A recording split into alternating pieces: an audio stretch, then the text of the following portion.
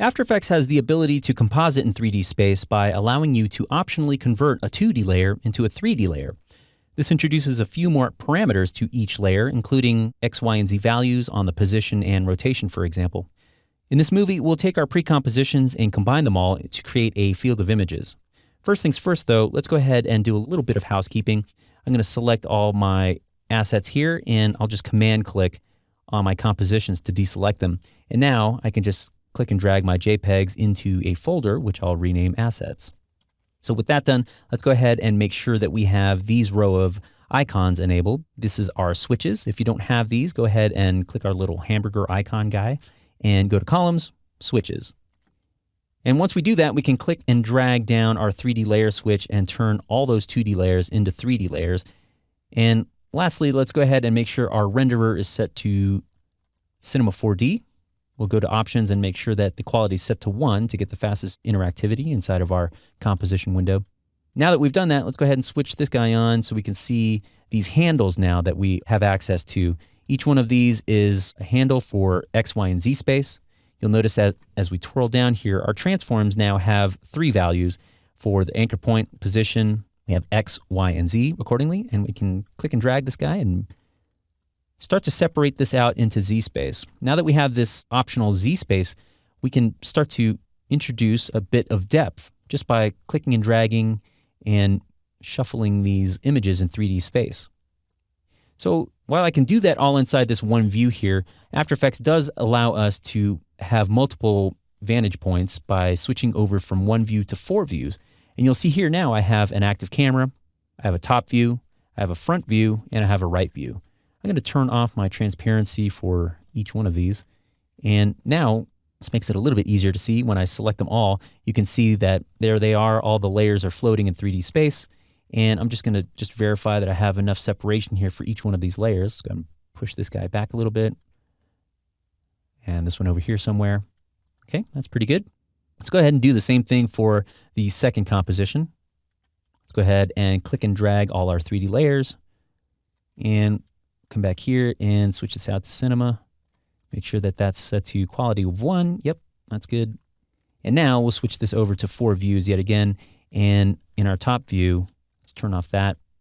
We can start to push and pull our individual layers in Z space. Let's go ahead and just click and drag here. We can use click and drag inside of our active camera if we wanted. Just make sure that this guy is on, and now we can have access to the handles there. Okay, that's feeling pretty good. So now what I want to do is use these 2 compositions and feed that into a third comp by clicking and dragging onto this composition icon.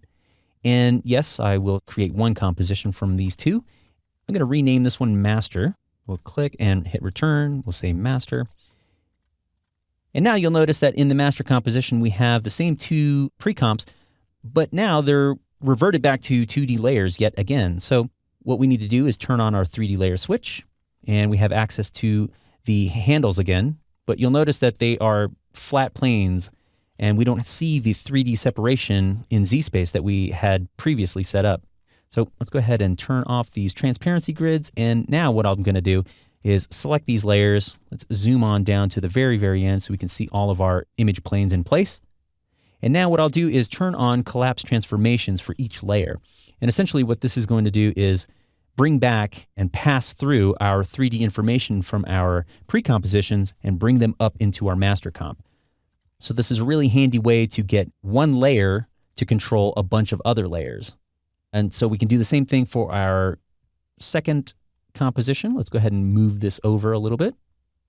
Okay. I'm going to switch over to one view and go over to the top view here and zoom this out a little bit. So you see our 3D bounding box.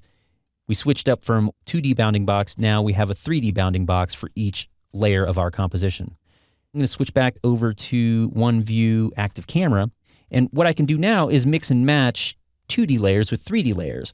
Instead of this black image back here, I'm going to create a brand new shape layer. So we'll make sure that this is deselected. And I'll just double click here. And as I do, I created a brand new shape layer. And with my fill selected, let's go ahead and change out. These colors are not offensive. I think I like that. Let's go ahead and say OK. And let's go ahead and click and drag the gradient that we just created and just have this offset a little bit. So now because this is a 2D layer, it's being composited on top of our other 3D layers. Let's go ahead and rearrange the stacking order here so that we move the shape layer down to the bottom, and I'll rename that one BG for background. And now let's go ahead and zoom back up. And so now we have this background layer, it's a 2D layer, and we have two 3D layers that are pre-comps that have more 3D information inside of them. And if I select both of these guys together and click and drag, you'll notice I can hover over and maneuver around our 3D planes from within this master composition now. So by enabling the 3D layer switch on each layer, we are then able to distribute our images out in Z-space with the help of other views in our scene. The 3D compositing environment in After Effects allows us to mix 2D layers with 3D ones.